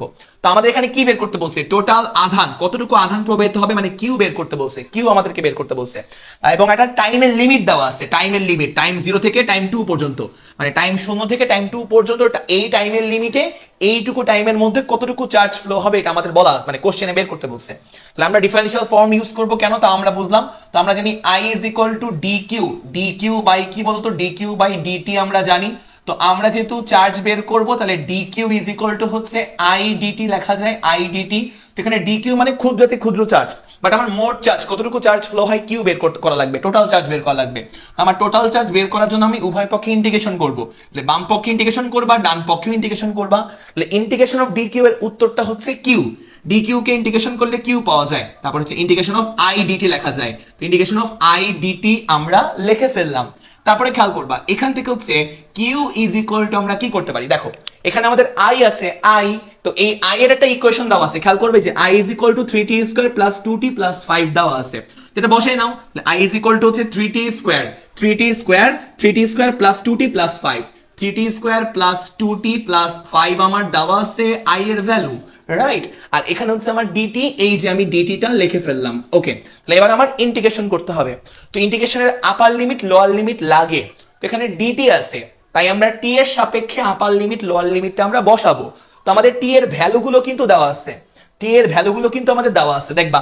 তো টি এর দেখো লোয়ার লিমিটের ভ্যালু হচ্ছে 0 দেওয়া, টি এর লোয়ার লিমিট, তো টাইমের লোয়ার লিমিট হচ্ছে 0, দেখো 0 থেকে টাইম 2 পর্যন্ত আমরা লিখবো, তাহলে টাইম 0 থেকে টাইম 2 পর্যন্ত আমরা লিখবো, তাহলে লোয়ার লিমিট 0 আপার লিমিট 2, তাহলে টাইম 0 থেকে 2 পর্যন্ত আমরা ক্যালকুলেশন করব। টাইম 0 থেকে 2 পর্যন্ত আমার চার্জের ভ্যালু বের করতে হবে, টাইম 0 থেকে 2 পর্যন্ত আমার আধানের ভ্যালু বের করতে হবে, টাইম 0 থেকে 2 পর্যন্ত আমার চার্জের ভ্যালু বের করতে হবে, আর টি এর লিমিট আমরা বসালাম। তো এখন আমরা করব, এখন আমরা হচ্ছে তোমরা, তো এটা হচ্ছে তোমার হ্যাঁ, তো এটা হচ্ছে তোমার কি বলবো ডিফারেন্সিয়াল। এখন আমরা কি করবো, এটাকে ইন্টিগ্রেশন করবো। ইন্টিগ্রেশন, তো ইন্টিগ্রেশন করি আমরা, দেখো ইন্টিগ্রেশন, তো 3t স্কয়ারকে ইন্টিগ্রেশন করবো। তাহলে যেহেতু যোগ আছে, যোগ আকারে আছে, তো একাধিক ফাংশন যোগ আকারে থাকলে আলাদাভাবে ইন্টিগ্রেশন করতে হয়। তাহলে 3t স্কয়ারকে আমরা ইন্টিগ্রেশন করব, তারপর হচ্ছে আমরা 2t কে ইন্টিগ্রেশন করব, তারপর আমরা এই যে 2t কে ইন্টিগ্রেশন করব, তারপর আমরা এই যে 5 কে ইন্টিগ্রেশন করব। একাধিক ফাংশন যোগ আকারে থাকলে আলাদাভাবে ইন্টিগ্রেশন করতে হয়। আপার লিমিট লোয়ার লিমিট বসাও, লোয়ার লিমিট 0 আপার লিমিট 2 দেওয়া আছে কোশ্চেনে, লোয়ার লিমিট 0 আপার লিমিট 2 দেওয়া আছে কোশ্চেনে, লোয়ার লিমিট 0 আপার লিমিট 2 দেওয়া আছে প্রশ্নে। তারপরে কাজ করবা, তারপরে কাজটা কি, তারপরে কাজ হচ্ছে ওই ইয়াকে ধ্রুবককে ইন্টিগ্রেশন করা যায় না, তাই ধ্রুবককে ইন্টিগ্রেশনের বামে নিয়ে আসবা। তো খেয়াল করবা এখানে 3 হচ্ছে কনস্ট্যান্ট, তো ধ্রুবককে ইন্টিগ্রেশন করা যায় না, তাই ধ্রুবককে আমরা ইন্টিগ্রেশনের বামে নিয়ে গেলাম। দেখো এই 3 কে বামে লিখলাম, সমস্যা নাই। তারপরে খেয়াল করবা 2 হচ্ছে ধ্রুবক, ধ্রুবককে ইন্টিগ্রেশন করা যায় না, তো ধ্রুবককে ইন্টিগ্রেশনের বামে নিয়ে যাবে, এই 2 কে ইন্টিগ্রেশনের বামে নিয়ে গেলাম, এই দেখো ইন্টিগ্রেশনের বামে নিয়ে গেলাম, ম্যাথমেটিক্সের পড়া, ফিজিক্সে কোনো কিছু না। তারপর দেখবা 5 হচ্ছে কনস্ট্যান্ট, ধ্রুবককে ইন্টিগ্রেশন করা যায় না, ধ্রুবককে ইন্টিগ্রেশনে কোথায় নিয়ে আসবো, বামে নিয়ে আসবো, তো 5 কে ইন্টিগ্রেশনের বামে নিয়ে গেলাম, তো এই যে 5 কে ইন্টিগ্রেশনে কোথায় নিয়ে গেলাম, বামে নিয়ে গেলাম, ঠিক আছে। ওকে, তাহলে খেয়াল করবা এই যে 5 কে আমরা ইন্টিগ্রেশনের বাইরে নিয়ে গেলাম। তারপর দেখবা এখানে কি আছে, টি স্কয়ার, তো টি স্কয়ার কে ইন্টিগ্রেশন করব। ওকে, টি স্কয়ার কে আমি আসলে অন্যান্য প্রশ্নগুলো শুনলে খুব বিরক্ত লাগে, এই জন্য বললাম, ঠিক আছে, এই প্রশ্নগুলো শুনলে। তো খেয়াল করবা, তো কি বললাম এখান থেকে দেখো কিউ ইজ ইকুয়াল টু আমরা এখান থেকে জাস্ট ইন্টিগ্রেশন করবো, আর কিছুই না। তো এই যে 3 কে তো বাইরে বের করছি, টি স্কয়ার কে আমরা ইন্টিগ্রেশন করব, টি স্কয়ার, তো টি স্কয়ার কে ইন্টিগ্রেশন করলে হয় পাওয়ার 1 বাড়বে, টি এর পাওয়ার 1 বাড়বে, তাহলে টি এর পাওয়ার 1 বাড়ায় দাও, টি স্কয়ার কে পাওয়ার 1 বাড়ায় দিলে কি হবে, টি কিউব হবে, এই যে টি কিউব হবে, পাওয়ার 1 বাড়ায় দিলা। এখানে তুমি কি লিখছো, কিউব লিখছো না, তুমি কিউব দিয়ে ভাগ দিয়ে দিবা, এই যে কিউব দিয়ে ভাগ দিয়ে দিলা, শেষ। টি স্কয়ার কে ইন্টিগ্রেশন করলাম কেমনে, পাওয়ার 1 বাড়াবা, এই যে টি কিউব করে ফেললাম। এখানে তুমি যা লিখছো নিচে তাই দিয়ে ভাগ করে দিবা, 3 দিয়ে ভাগ করে দিছো, ভাগ করা শেষ। তারপর কি করবে, থার্ড ব্র্যাকেট দিবা, এই যে থার্ড ব্র্যাকেট দিছো, থার্ড ব্র্যাকেট দেওয়ার পর আপার লিমিটের মানটা উপরে লিখবা আর লোয়ার লিমিটের মানটা নিচে লিখবা, শেষ। প্লাস প্লাস খেয়াল করবে যে 2, এই যে 2 লিখলাম, 2 এখানে হচ্ছে আমার টি আছে, ভিতরে আমার একলা টি আছে, টি টু দি পাওয়ার 1 আছে, টি টু দি পাওয়ার 1, তাহলে টি টু দি পাওয়ার 1 আছে, তাহলে এখন আমরা টি to the power 1 K integration করব, পাওয়ার 1 বাড়াবা, তাহলে টি টু দি পাওয়ার 1 তো পাওয়ার 1 বাড়াবা, তাহলে টি টু দি পাওয়ার 1 এর পাওয়ার 1 বাড়ালে কি হবে, টি টু দি পাওয়ার 2 হবে, পাওয়ার 1 বাড়াইছো, উপরে তুমি যে সংখ্যাটা লিখছো, উপরে তুমি 2 লিখছো, সেই 2 দিয়ে তুমি ভাগ করে দিবা, ভাগ করে দিলা। তারপর থার্ড ব্র্যাকেট দিবা, থার্ড ব্র্যাকেট দেওয়ার পর আপার লিমিটের মান বসাবা, লোয়ার লিমিটের মান বসাবা, শেষ। প্লাস এই যে 5 লিখলাম। তারপর খেয়াল করবা ডিটি কে ইন্টিগ্রেশন করলে কি হয়, দেখো ডি কিউ কে ইন্টিগ্রেশন করলে হয় কিউ, ডিএক্স কে ইন্টিগ্রেশন করলে হয় এক্স, ডিওয়াই কে ইন্টিগ্রেশন করলে হয় ওয়াই, ডিএফ কে ইন্টিগ্রেশন করলে হয় এফ, তাহলে ডিটি কে ইন্টিগ্রেশন করলে কত হবে, টি হবে, ডিটি কে ইন্টিগ্রেশন করলে টি হলো। তারপর থার্ড ব্র্যাকেট দিবা, থার্ড ব্র্যাকেট দেওয়ার পর আপার লিমিটের মানটা উপরে বসাবা, লোয়ার লিমিটের মানটা নিচে বসাবা, শেষ। এই হচ্ছে আমাদের ব্যাপার। তো এই হচ্ছে আমাদের ব্যাপার, এইটুকু বুঝতে পারছি কিনা বলো জিনিস। এবার এবার কি করবো আমরা, দেখো এই 3 কাটা, তারপর এই 2 কাটা, তারপরে একলা কে থাকলো এখানে, তাহলে আমার এখানে এই 3 কাটা, 3 আর 3 কাটা, টি কে পড়ে থাকলো। তারপর খেয়াল করবা এই 2 কাটা, 2 আর 2 কাটা, টি স্কয়ার পড়ে থাকলো। তবে এখন তো বাকিটা খুব সহজ, বাকিটা এবার কি করবা, এবার is equal to Q is equal to upper লিমিটের মান বসাবা, আপার লিমিট কত 2, এই টি এর জায়গায় আপার লিমিট বসাবা, তাহলে আপার লিমিট বসাও, তাহলে টি কিউব আছে, আপার লিমিট বসালে কত হবে, 2 কিউব হবে, তাই দেখো 2 কিউব হবে, সূত্রের মাইনাস। তারপরে এই টি এর জায়গায় লোয়ার লিমিট বসাবা, লোয়ার লিমিট কত 0, তাহলে টি এর জায়গায় লোয়ার লিমিট বসাবা, তাহলে 0 কিউব। আম্মু একটু আব্বুর মোবাইলটা নিয়ে এসো, আমার তোমার মোবাইলে চার্জ শেষ। তাহলে টি এর জায়গায় তুমি 0 বসাবা, 0 কিউব, তাহলে এই দেখো সরি টি কিউব, তো টি এর জায়গায় 0 বসাবা, তাহলে 0 কিউব, এই যে 0 কিউব বসালাম। তারপর হচ্ছে প্লাস প্লাস খেয়াল করবা টি স্কয়ার দাও আমাকে দাও, টি স্কয়ার, তো টি এর জায়গায় তুমি আপার লিমিট বসাবা, তাহলে 2 স্কয়ার হবে, 2 স্কয়ার মাইনাস টি এর জায়গায় 0 বসাবা, তাহলে কত 0 স্কয়ার, এই যে। তারপরে প্লাস 5 ইনটু খেয়াল করবা এই টি এর জায়গায় আপার লিমিট বসাবা, তাহলে টি এর জায়গায় আপার লিমিট বসালে কত হবে, 2 হবে, 2 হবে মাইনাস সূত্রের মাইনাস, টি এর জায়গায় লোয়ার লিমিট বসাবা, 0 হবে। এগুলো তো জানো না, বলে এইটুকু বুঝতে পারলাম কিনা, এখান থেকে যা আসবে তা হচ্ছে আমার উত্তর, এখান থেকে যে উত্তর আসবে কিউ এর ভ্যালু তত coulomb, Q is equal to তত কুলম, এখান থেকে যা আসবে তত কুলম, দ্রুত লিখে নাও। আমরা দাও তুমি লগ আউট করে দিই। তারণ বেগ, আচ্ছা কাকে বলে, একদম সহজ ভাষায় ইলেকট্রন যেই বেগে মুভ করে সেই বেগটাকে আমরা বলি হচ্ছে ইলেকট্রনের তারণ বেগ, একদম সহজ বাংলা ভাষায়। ইলেকট্রন যে গড় বেগে, অ্যাকচুয়ালি যে গড় বেগে, ইলেকট্রন যে গড় বেগে কোনো পরিবাহীর মধ্য দিয়ে চলাচল করে ইলেকট্রন, তাকে বলা হয় ইলেকট্রনের তারণ বেগ, বুঝে গেল। তো এবার লিখবা ইলেকট্রন যেই গড় বেগে মুভ করে কোনো পরিবাহীর মধ্য দিয়ে তাকে আমরা বলি ইলেকট্রনের তারণ বেগ। তো খেয়াল করো এই হচ্ছে মনে করো আমার কোনো পরিবাহী তার, এই মনে করো আমাদের একটা পরিবাহী তার, তো এই পরিবাহী তারে সে ফর এক্সাম্পল হচ্ছে পরিবাহী তারে হচ্ছে ইলেকট্রন ফ্লো করে, আমরা জানি ধরো ব্যাটারি দিয়ে যুক্ত, এনিওয়ে। তো ধরো এই পরিবাহী তারের মধ্য দিয়ে ইলেকট্রন ফ্লো করতেছে, তো এই হচ্ছে আমাদের ইলেকট্রন, এই হচ্ছে আমাদের ইলেকট্রন। তো ইলেকট্রন গুলো হচ্ছে ফ্লো করতেছে, ইলেকট্রন গুলো হচ্ছে ফ্লো করতেছে নির্দিষ্ট বেগে। তো ইলেকট্রন গুলো যেই বেগে ফ্লো করে, ইলেকট্রন বেসিক্যালি যেই বেগে ফ্লো করে সেই বেগটাকে আমরা বলি হচ্ছে ইলেকট্রনের তাড়ন বেগ। তো ধরলাম ইলেকট্রনটা হচ্ছে এই যে ভি বেগে ফ্লো করতেছে, ভি বেগে, এটাকে আমরা বলতেছি ইলেকট্রনের তাড়ন বেগ, বুঝছো? আচ্ছা, তো আমরা এই তারের যতটুকু দৈর্ঘ্য নিয়ে কাজ করতেছি, যতটুকু দৈর্ঘ্য, ওই দৈর্ঘ্যকে আমরা এল দৈর্ঘ্য বললাম। তো এই যে এই তার বা ওয়্যার বা পরিবাহীর যতটুকু দৈর্ঘ্য নিয়ে আমরা কথা বলতেছি, এই যে লেন্থ বা দৈর্ঘ্য, এই দৈর্ঘ্যটুকুকে আমরা এল দিয়ে প্রকাশ করলাম। দেখে নাও, এইটুকু হচ্ছে আমাদের স্মল এল দিয়ে আমরা প্রকাশ করলাম তারের দৈর্ঘ্য, তারের দৈর্ঘ্যকে আমরা স্মল এল দিয়ে প্রকাশ করলাম। আচ্ছা, তো এবার দেখবা এই যে তার, এই তারের যে প্রস্থচ্ছেদের ক্ষেত্রফল, এই প্রস্থচ্ছেদের ক্ষেত্রফলকে আমরা এ বললাম। এই মনে করো তার, এই তারের যে প্রস্থচ্ছেদের ক্ষেত্রফল, এই প্রস্থচ্ছেদের ক্ষেত্রফলকে আমরা এ দিয়ে প্রকাশ করলাম। এই এ হচ্ছে আমাদের তারের প্রস্থচ্ছেদের ক্ষেত্রফল। এইটুকু তো আমরা বুঝলাম, এইটুকু তো আমরা বুঝে গেলাম, এইটুকু। আচ্ছা, তো এবার খেয়াল করবা, এবার এখান থেকে আমরা যদি বলি, তো যাই হোক, এনিওয়ে, এই যে প্রস্থচ্ছেদের ক্ষেত্রফলকে আমরা এ দিয়ে প্রকাশ করলাম। এই যে তার, এই তারের প্রস্থচ্ছেদের যে ক্ষেত্রফল, এই যে এইটুকু, এইটুকু যেটা প্রস্থ বরাবর কাটলে, এই তারের প্রস্থ বরাবর কাটলে তুমি যা দেখতে পারবা, এটা হচ্ছে আমার প্রস্থচ্ছেদের ক্ষেত্রফল, যা তুমি দেখতে পারবা, এটা হচ্ছে এ।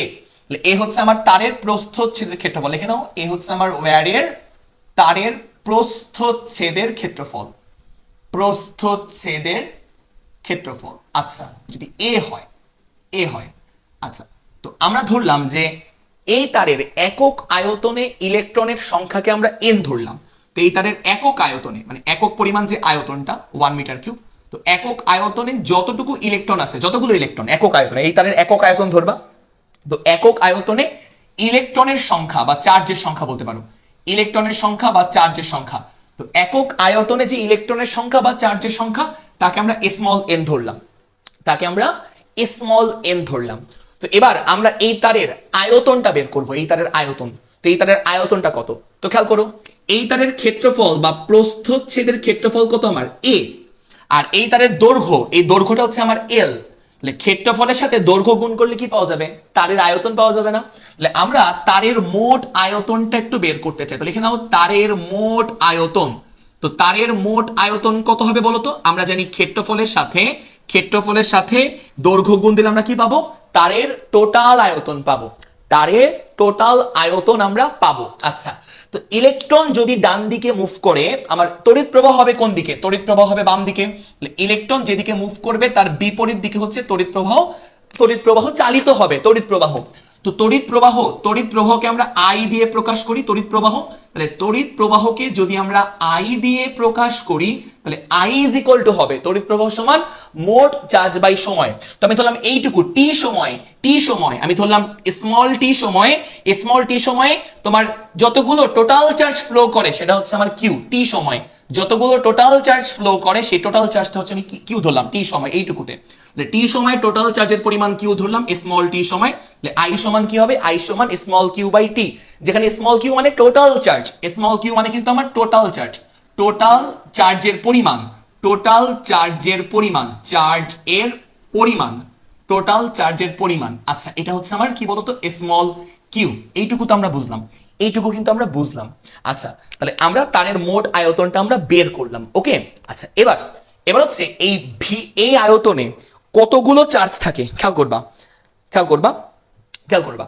একক আয়তনে যদি স্মল এন সংখ্যক চার্জ থাকে, একক আয়তনে ইলেকট্রনের সংখ্যা বা চার্জের সংখ্যা, একক আয়তনে যদি স্মল এন সংখ্যক চার্জ থাকে, তো লিখে নাও একক আয়তনে। তো লেখো একক আয়তনে, এক আয়তনে আমি যদি বলি চার্জের সংখ্যা, একক আয়তনে চার্জের সংখ্যা, তাহলে একক আয়তনে যদি আমার স্মল এন পরিমাণ চার্জ থাকে, তাহলে টোটাল আয়তন কত?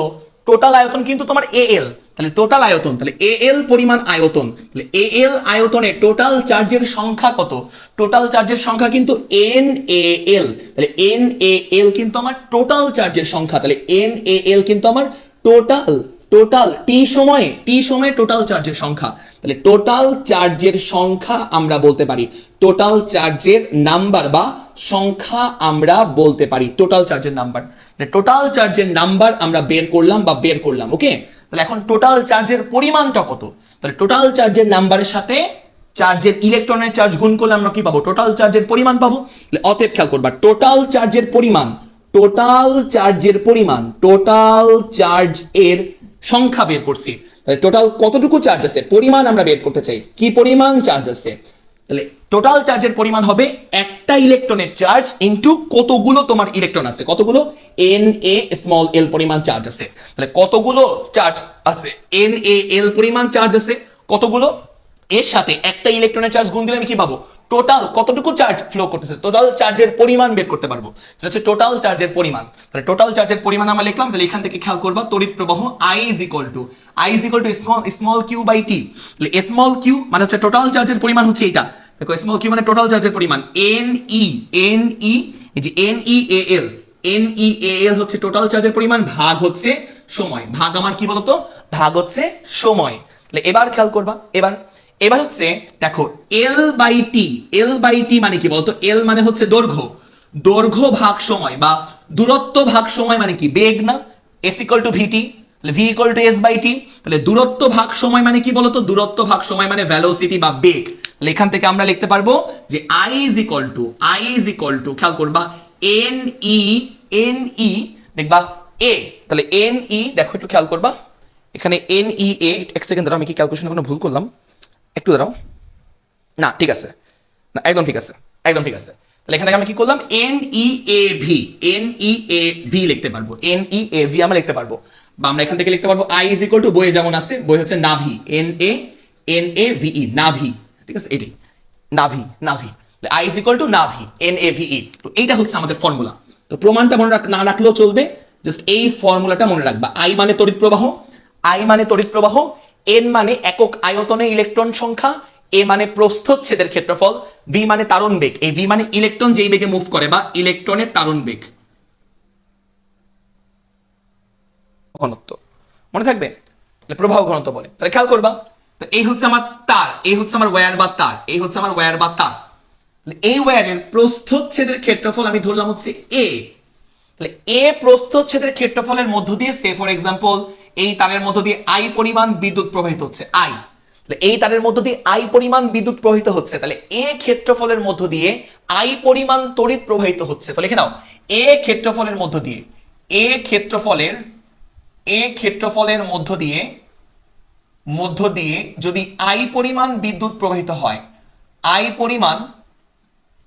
পরিমাণ বিদ্যুৎ প্রবাহিত হচ্ছে, তড়িৎ প্রবাহ হয় এ ক্ষেত্রফলের মধ্য দিয়ে। তাহলে অতএব একক ক্ষেত্রফলের মধ্য দিয়ে কি পরিমাণ তড়িৎ প্রবাহিত হয় আমরা ঐকিক নিয়ম করলে পারবো, I বাই কি বলতো, I by A. I by A পরিমাণ তড়িৎ প্রবাহ হয়। খেয়াল করবা, এ ক্ষেত্রফলের মধ্য দিয়ে I পরিমাণ তড়িৎ প্রবাহিত হলে এক ক্ষেত্রফলের মধ্য দিয়ে কতটুকু তড়িৎ প্রবাহিত হয় সেটাই হচ্ছে আমার প্রবাহ ঘনত্ব। এই যে I বাই এ, এটাই হচ্ছে আমার প্রবাহ ঘনত্ব। এই I বাই এ হচ্ছে একক ক্ষেত্রফলে যে পরিমাণ, বা আমরা বলতে পারি চার্জ ঘনত্ব, এটাকে আমরা চার্জ ঘনত্ব বলতে পারি, চার্জ ঘনত্ব। I পরিমাণ ক্ষেত্রফল, একক ক্ষেত্রফলের মধ্য দিয়ে কতটুকু তড়িৎ প্রবাহিত হয় সেটা হচ্ছে চার্জ ঘনত্ব, যাকে আমরা জে দিয়ে প্রকাশ করি। তাহলে খেয়াল করবা, জে ইজ ইকুয়াল টু কি লেখা যায়, J is equal to I ভাগ এ লেখা যায়, I ভাগ এ লেখা যায়, জে ইজ ইকুয়াল টু, ওকে। আচ্ছা, তো I এর একক কি, তড়িৎ প্রবাহের একক হচ্ছে অ্যাম্পিয়ার, আর এ মানে ক্ষেত্রফলের একক কি, ক্ষেত্রফলের একক হচ্ছে মিটার স্কয়ার। তাহলে এখান থেকে আমরা জে বা প্রবাহ ঘনত্বের এককটা বের করতে পারবো। জে এর একক হচ্ছে আমার উপরে অ্যাম্পিয়ার, তড়িৎ প্রবাহের একক হচ্ছে অ্যাম্পিয়ার, আর নিচে হচ্ছে আমার মিটার স্কয়ার। তাহলে অ্যাম্পিয়ার ভাগ মিটার স্কয়ার, এখান থেকে পাবো হচ্ছে অ্যাম্পিয়ার পার মিটার স্কয়ার। তাহলে জে বা প্রবাহ ঘনত্বের একক হচ্ছে ampere per metre square, ampere per metre square. তাহলে J is equal to I by A, এটা একটা formula, J is equal to I by A, এটা একটা ফর্মুলা। তাহলে এখান থেকে খেয়াল করবা, এখান থেকে আমরা কিছু জিনিস দেখতে চাই, দেখো। তাহলে J is equal to I মানে কি, তড়িৎ প্রবাহের একটা ফর্মুলা দেখছিলাম না, নাভি, তাহলে এন এ, নাভি দেখছিলাম, নাভি। I ইজ ইকুয়াল টু নাভি, এন এ ভি ই, যেখানে এন মানে একক আয়তনে চার্জের পরিমাণ, এ মানে প্রস্থচ্ছেদের ক্ষেত্রফল, ভি মানে ইলেকট্রনের তারণ গড়বেগ, আর ই মানে ইলেকট্রনের চার্জের পরিমাণ, ডিভাইড বাই নাভি লিখলাম, ডিভাইড বাই কি বল, ডিভাইড বাই হচ্ছে এ, ডিভাইড বাই এ। তো খেয়াল করে দেখো এ এ কাটা যায়, এ এ কাটা যায়, তাহলে এ এ কাটা যায়, এটা গুরুত্বপূর্ণ এমসিকিউ বলতেছি।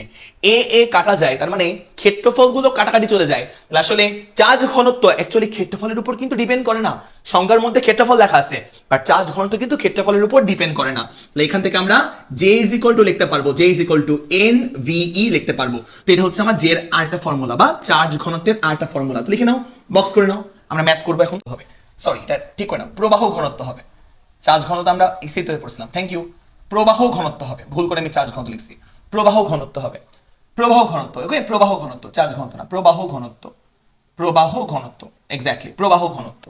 ঠিক আছে, যে মানে হচ্ছে প্রবাহ ঘনত্ব, তড়িৎ প্রবাহ, আমি ভুলে চার্জ লিখে ফেলছিলাম। প্রবাহ ঘনত্ব, যে মানে হচ্ছে প্রবাহ ঘনত্ব, লিখে নাও লিখে নাও লিখে নাও লিখে নাও, যে মানে হচ্ছে প্রবাহ ঘনত্ব, ভুলে আমি চার্জ ঘনত্ব লিখছি। প্রবাহ ঘনত্ব, চার্জ ঘনত্ব তো স্থির তড়িতে ছিল চার্জ ঘনত্ব, এখন আমরা করছি প্রবাহ ঘনত্ব, এটা আলাদা, সরি। প্রবাহ ঘনত্ব, প্রবাহ ঘনত্ব হবে এটা, যে মানে চার্জ ঘনত্ব না, যে মানে হচ্ছে প্রবাহ ঘনত্ব, চার্জ ঘনত্ব সিগমা, এটা আমরা স্থিতিতে বলছিলাম। প্রবাহ ঘনত্ব লিখে নাও, প্রবাহ ঘনত্ব লিখে নাও লিখে নাও, প্রবাহ ঘনত্ব। ওকে, তো এবার আমরা ম্যাথ প্রবলেম সলভ করবো। লেখো ম্যাথ প্রবলেম, লেখো ম্যাথ প্রবলেম, তোলা হয়েছে। লেখো 1 নাম্বার ম্যাথ প্রবলেম। আজকে বেশি পড়াবো না, যেহেতু প্রথম ক্লাস, খেয়াল করবা। তো এবার 3 মিলিমিটার ব্যাস বিশিষ্ট একটি পরিবাহী তারের, আচ্ছা, তো আমার পরিবাহী তারের ব্যাস দেওয়া আছে 3 মিলিমিটার। পরিবাহী তারের ব্যাস, পরিবাহী তার আমরা আঁকি, তো এই হচ্ছে আমার পরিবাহী তার, এই হচ্ছে আমার পরিবাহী তার। সামনের অংশগুলো মানে তুমি যদি এদিক থেকে তাকাও, এদিক থেকে তুমি যদি তাকাও তাহলে একটা বৃত্ত দেখতে পারবা, বৃত্ত। তো এই যে পরিবাহী তার এর ব্যাস দেওয়া আছে, এই দেখো বৃত্তের ব্যাস যেমন থাকে, বৃত্তের এর ব্যাস দেওয়া আছে। এই পরিবাহী তারের ক্ষেত্রফল আমার লাগবে, ক্ষেত্রফল বের করা লাগবে। এই পরিবাহী তারের ক্ষেত্রফলকে আমরা এ দিয়ে প্রকাশ করলাম। তো এই ক্ষেত্রফলটা কিন্তু বৃত্তের ক্ষেত্রফলের মতন। তাহলে বৃত্তের ক্ষেত্রফল এ ইজ ইকুয়াল টু আমরা বলতে পারি পাই আর স্কয়ার। কেননা পরিবাহী তারকে তুমি যদি এইভাবে তাকায় দেখো, এই পরিবাহী তার এখান থেকে তাকায় দেখো, তুমি কিন্তু বৃত্তের মতন দেখতে পারবা, বৃত্তের মতন দেখতে পাচ্ছ, বৃত্তের মতন, বৃত্তের মতন দেখতে পারবা পরিবাহী তার। যে পরিবাহী তারের এই পাশ থেকে দেখো ক্ষেত্রফল মানে কিন্তু এই পুরো ক্ষেত্রফল নাই, পুরো তারের ক্ষেত্রফল না, সামনের অংশের প্রস্থচ্ছেদের ক্ষেত্রফল, সামনের অংশের ক্ষেত্রফল, বৃত্তের মতন দেখতে। তাই বৃত্তের ক্ষেত্রফল আমরা ইউজ করব পাই ইনটু ব্যাসার্ধের স্কয়ার। আচ্ছা, আমার দেওয়া ব্যাস 3 মিলিমিটার, বাট আমার লাগবে ব্যাসার্ধ, তাহলে ব্যাসার্ধ লাগবে আমার, ব্যাসার্ধ, তাহলে ব্যাসকে 2 দিয়ে ভাগ করতে হবে, 3 কে 2 দিয়ে ভাগ করলে আমার 1.5 পাওয়া যাবে। তাহলে 3 কে আমরা 2 দিয়ে ভাগ করলাম, ব্যাসার্ধটা বের করলাম 1.5 মিলিমিটার। তাহলে এটাকে তুমি অবশ্যই মিটারে কনভার্ট করবা, 1.5 ইনটু 10⁻³ মিটার। তোমরা কিন্তু বেসিক ম্যাথও পারো না, আমি এক্সাম দেখলাম, এক্সামে এগুলোও তোমরা বুঝো না, যেখানে তোমরা পাই আর স্কয়ার ইউজ করতে হয়, অবস্থা অনেক খারাপ, অনেক খারাপ। তো খেয়াল করবা, এটা হচ্ছে আমার কি বলতো আর বা ব্যাসার্ধ, দেখ ব্যাসার্ধ, তাহলে ব্যাসার্ধ আমরা বের করলাম। তাহলে এবার খেয়াল করবা, এ মানে হচ্ছে আমার ক্ষেত্রফল বা এরিয়া, প্রস্থচ্ছেদের ক্ষেত্রফল, A is equal to pi R square. Pi এর মানে হচ্ছে 3.1416 পাই ইনটু আর মানে ব্যাসার্ধ, এই আমার ব্যাসার্ধ, তাহলে ব্যাসার্ধ হচ্ছে আমার এটা 1.5 ইনটু 10⁻³ এটা আমার ব্যাসার্ধের স্কয়ার। তাহলে এখান থেকে আমরা এরিয়াটা বের করতে পারবো, প্রস্থচ্ছেদের ক্ষেত্রফল এরিয়া বের করতে পারবো। আমাকে কমেন্টে এরিয়ার মানটা একটু বের করে বলো, এরিয়ার মানটা কত। আচ্ছা, তাহলে আমরা ব্যাসের মান শেষ। দেখো একক আয়তনে ইলেকট্রন সংখ্যাকে এন দিয়ে প্রকাশ করা হয়, এন দিয়ে, এগুলো মনে রাখবা, কিন্তু এগুলো প্রকাশকও তোমরা ভালো জানো না। স্মল এন দিয়ে প্রকাশ করে একক আয়তনে ইলেকট্রন সংখ্যাকে, একক আয়তনে ইলেকট্রনের সংখ্যাকে স্মল এন দিয়ে প্রকাশ করে, যার ভ্যালু হচ্ছে 5.36 ইনটু 10⁻20t। এটা হচ্ছে আমার একক আয়তনে ইলেকট্রন সংখ্যা, স্মল এন এর ভ্যালু দেওয়া আছে। তারপর কি বলছে, 5 অ্যাম্পিয়ার তড়িৎ প্রবাহিত হয়েছে। তাহলে এই তারের মধ্য দিয়ে যে পরিমাণ তড়িৎ প্রবাহিত হয়েছে আই, সে আই এর ভ্যালু দেওয়া আছে 5 অ্যাম্পিয়ার। তো ধরলাম এই তারের মধ্য দিয়ে আই পরিমাণ বিদ্যুৎ প্রবাহিত হয়েছে, তো এই আই এর ভ্যালু দেওয়া হচ্ছে 5 অ্যাম্পিয়ার দেওয়া, 5 অ্যাম্পিয়ার দেওয়া। তো বাদ বাকিগুলো আমাদের বলছে ইলেকট্রনের তারণ বেগ বা ভি বের করতে বলছে, তারণ বেগ, এবং প্রবাহ ঘনত্ব, প্রবাহ ঘনত্ব হচ্ছে যে আমাদের যেটা বের করতে বলছে। তাহলে আমরা জানি তড়িৎ প্রবাহ আই ইজ ইকুয়াল টু নাভি, ভুলে গেলে নাভিকে মনে করবা, নাভি, এন এ ভিই, নাভি, এন এ ভিই, নাভি, আই ইজ ইকুয়াল টু, এখান থেকে আমার বের করতে হবে তারণ বেগ মানে ভি বের করতে হবে, ভি। তাহলে এখান থেকে হচ্ছে আমার V is equal to I divide by N A E, I divide by N A small E, সবগুলোর মান তুমি বের করছো, তারণ বেগ বা ভি বের করতে পারবা, ভেলোসিটি। এখান থেকে ভি ইজ ইকুয়াল টু হবে আই, আই মানে তড়িৎ প্রবাহ 5 অ্যাম্পিয়ার, তড়িৎ প্রবাহ 5 অ্যাম্পিয়ার। তো 5 লিখে দাও, divided by 5 divide by N মানে একক আয়তনে ইলেকট্রন সংখ্যা 5.36 ইন্টু 10⁻20 ইন্টু এ মানে এরিয়া, এই যে এরিয়া, তো এই এর মানটা বসাই দিবা। ই মানে ইলেকট্রনের চার্জ হচ্ছে আমার কত বলতো, চার্জ হচ্ছে আমার 1.6 ইন্টু 10⁻19 19 পড়ছিল ইলেকট্রনের চার্জের ভ্যালু 1.6 10⁻19 কুলম। তো এখান থেকে তুমি ভি বের করতে পারবা। ভি মানে হচ্ছে আমার কি বলতো, ভি মানে হচ্ছে আমার বেগ, ইলেকট্রনের ত্বরণ বেগ সামথিং পাবা, বেগের একক হচ্ছে মিটার পার সেকেন্ড, এটা তুমি বের করতে পারবা। তারপরে প্রবাহ ঘনত্ব আমাদের বের করতে বলছে, প্রবাহ ঘনত্ব। তাহলে প্রবাহ ঘনত্ব জে ইজ ইকুয়াল টু কত বলতো, জে ইজ ইকুয়াল টু একক ক্ষেত্রফলে যে পরিমাণ তড়িৎ প্রবাহিত হয় আই বাই এ। তো তুমি আই জানো, তুমি জানো আই হচ্ছে 5 অ্যাম্পিয়ার ডিভাইড বাই এ ও তুমি জানো, এই যে এ তো হচ্ছে এখান থেকে, তো এখান থেকে এ এর মানগুলো বসাবা। তো এই এ এর মানটা এখান থেকে গিয়ে এই জায়গায় তুমি বসাবা, এটা হচ্ছে তোমার এ এর মান। J is equal to 5 by A, এর মানটা এখান থেকে বসাবা। তো প্রবাহ ঘনত্বের একক হচ্ছে তোমার কি, প্রবাহ ঘনত্বের একক হচ্ছে তোমার অ্যাম্পিয়ার পার মিটার স্কয়ার। তো এখান থেকে তুমি প্রবাহ ঘনত্বের মানটা বের করতে পারবা। বলো ম্যাথটাকে আমরা বুঝতে পারলাম কিনা, বলো। এটা হচ্ছে আমাদের কপারের তার, এই যে দেখো এটা হচ্ছে আমাদের কপারের তার, সিইউ কপারের তার, বুঝছো, কপারের তার।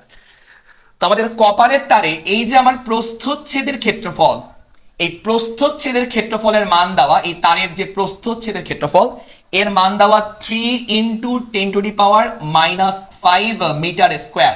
কপারের তারের প্রস্থচ্ছেদের ক্ষেত্রফল দেওয়া। আমাদের কপারের যে পারমাণবিক ভর, সে পারমাণবিক ভর দেওয়া, কপারের যে পারমাণবিক ভর দেওয়া 63.5 গ্রাম। পারমাণবিক ভর তো বুঝো, কেমিস্ট্রি তোমরা আমার চেয়ে ভালো পারো। তারপরে খেয়াল করবা কপারের যে ঘনত্ব রো, কপারের ঘনত্ব দেওয়া হচ্ছে তোমার, 9000 কেজি পার মিটার কিউব। কপারের ঘনত্ব 9000 কেজি পার মিটার কিউব দেওয়া। আচ্ছা, তো আমাদের এই যে কপারের তার, এই কপারের তার হচ্ছে একটা ভোল্টেজ সোর্সের সাথে কানেক্টেড। এই দেখো একটা ভোল্টেজ সোর্স বা একটা ব্যাটারির সাথে কানেক্টেড। তো এই ব্যাটারি থেকে কপারের তারের মধ্য দিয়ে অবশ্যই বিদ্যুৎ প্রবাহিত হবে। তো আমাদের এই বিদ্যুৎ প্রবাহের ভ্যালু বলতেছে হচ্ছে 5 অ্যাম্পিয়ার। তো কপারের তারের মধ্যে এই যে ভোল্টেজ সোর্স, এই ভোল্টেজ সোর্স থেকে এই কপারের তারের মধ্য দিয়ে 5 অ্যাম্পিয়ার কারেন্ট ফ্লো হচ্ছে। তো আমাদের বের করতে হবে তারণ বেগ কত, তারণ বেগ আমাদের বের করতে হবে, তারণ বেগ বা ইলেকট্রনের যে ভেলোসিটি আমাদেরকে বের করতে হবে, তারণ বেগের মান কত। তারপর প্রবাহ ঘনত্ব আমাদেরকে বের করতে হবে, প্রবাহ ঘনত্ব, চার্জ ঘনত্ব কিন্তু না, ভুল করবে না আমার মতন, প্রবাহ ঘনত্বের মানটা তোমাকে বের করতে হবে। তো এই হচ্ছে আমাদের প্রশ্ন, এই প্রশ্ন আমাদের বুয়েটে আসছিল, এটা আমাদের লাস্ট প্রশ্ন। তো এই ম্যাথটা একটু অন্যরকম, একটু চিন্তা করার মতন ম্যাথ। তারণ বেগ ভি, তোমার তারণ বেগ ফার্স্টে বের করতে হবে। তো তারণ বেগ ভি তো আমরা জানি আই ইজ ইকুয়াল টু নাভি, NAVE নাভি, আই ইজ ইকুয়াল টু নাভি। সলিউশন করতেছি আমরা, তাহলে আমরা এখান থেকে ভি বের করতে চাই, ভি, তাহলে এখান থেকে খেয়াল করবা ভি বের করতে চাই, তাহলে ভি ইজ ইকুয়াল টু কি বলতো, আই ডিভাইড বাই NAE। তো ই মানে ইলেকট্রনের চার্জের ভ্যালু 1.6 10⁻⁻19 কুলম, তুমি জানো। এ মানে প্রস্থচ্ছেদের ক্ষেত্রফল মান দেওয়া আছে, আই মানে তড়িৎ প্রবাহ মান দেওয়া আছে। বাট আমার কি এখানে স্মল এন এর ভ্যালু দেওয়া আছে? আমার কি এখানে স্মল এন মানে কি একক আয়তনে ইলেকট্রনের সংখ্যা বা চার্জের সংখ্যা, আমার কি এই মানটার ভ্যালু কি দেওয়া আছে? উত্তর হচ্ছে না ভাইয়া, এই মানটার ভ্যালু দেওয়া নাই। তো এটা এখন আমাদের বের করতে হবে। দেখি আপাতত লাইফ এনজয় করে নাকি। আচ্ছা, তো দেখো এটা হচ্ছে আমার এন, এখন আমরা বের করবো। এন মানে হচ্ছে একক আয়তনে ইলেকট্রন সংখ্যা বা চার্জের সংখ্যা আমরা বের করতে চাই। তো দেখো একক আয়তনে চার্জের সংখ্যা বের করতে চাই, তো খেয়াল করবা আমার এখানে কি দেওয়া আছে, ঘনত্বের মান দেওয়া, আর এম মানে আণবিক ভর বা পারমাণবিক ভর দেওয়া।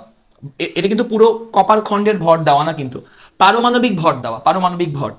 পারমাণবিক ভর যদি দেওয়া থাকে আমরা জানি আয়তন, তো আয়তন rho equal to M by V.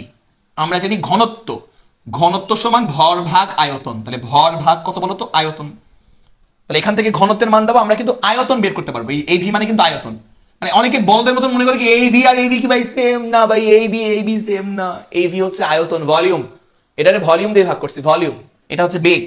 আচ্ছা, তাহলে খেয়াল করবা এখান থেকে হচ্ছে আমরা কি করব, আয়তন বের করবো। আয়তন V is equal to M by কি বলতো, এম বাই রো।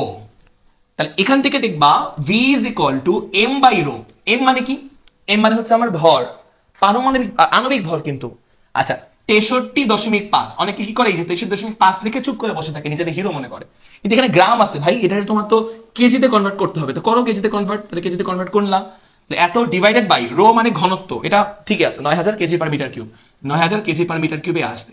তো আমাকে একটু বলবা যে এখান থেকে আমার এই যে ভি মানে হচ্ছে আয়তন, এই ভি সেম না ভাই, বলো ধরো না এত, এই ভি মানে আয়তন, এই ভি মানে হচ্ছে কারণ বেগ। তো কত, তো কত? লিয়ানা ইস্তার জাহান লিয়ানা, আরেকজন হচ্ছে আমার খুব প্রিয় স্টুডেন্ট কিন্তু প্রচুর ফাঁকি মারে, ইস্তার জাহান লিয়ানা, ঠিক আছে, রিসেন্টলি অনেক ফাঁকিবাজ হয়ে গেছে, ক্লাস একদমই করে না। ইনশাল্লাহ 80 মিটার কিউব। ওকে, তাহলে এই যে আমরা এত মিটার কিউব আমরা দেখলাম, ভি বের করলাম।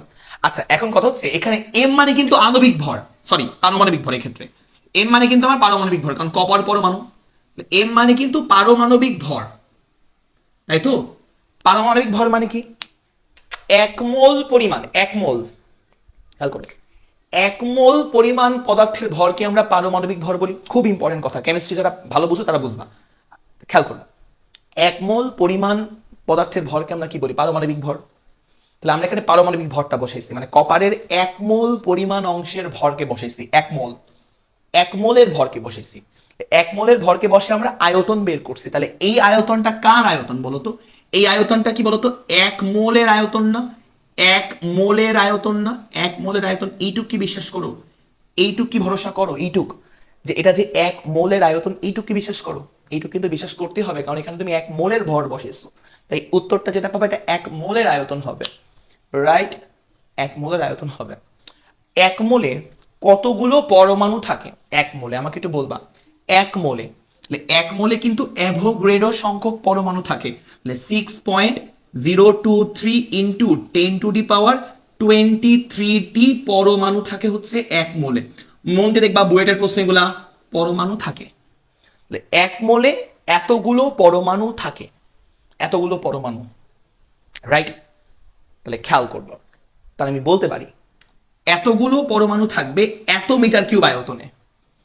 এত মিটার কিউব আয়তন মানে এক মোলের আয়তন, আর এক মোলে এতটি পরমাণু থাকে। তাহলে আমি বলতে পারি, তাহলে আমি বলতে পারি যে এই আয়তনে, এই আয়তনে এতগুলো পরমাণু থাকে।